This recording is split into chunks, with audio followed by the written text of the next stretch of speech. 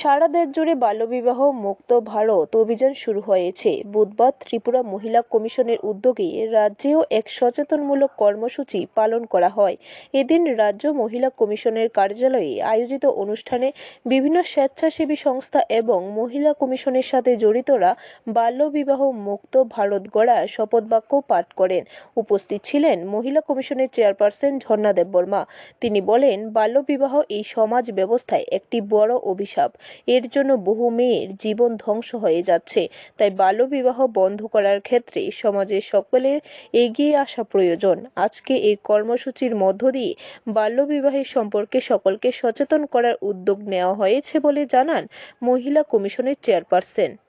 আজকের এই দিনটি সেই 27 নভেম্বর 2024 এই দিনটিকে বিশেষ করে একটা খুব গুরুত্বপূর্ণ দিন হিসেবে লঞ্চ হতে চলছে, যে বাল বিবাহ মুক্ত ভারত যে ক্যাম্পেইনিং।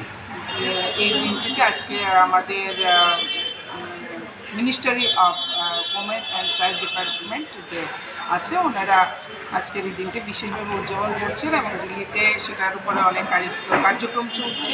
আমাদের কাছে সেই বার্তা আসে এবং আমাদের জাতীয় মহিলা কমিশন থেকেও সেই বার্তাটা আসে আজকের দিনটাতে, যেন আমরা সবাই মিলে বাল্য বিবাহ মুক্ত ভারত গঠন করার জন্য।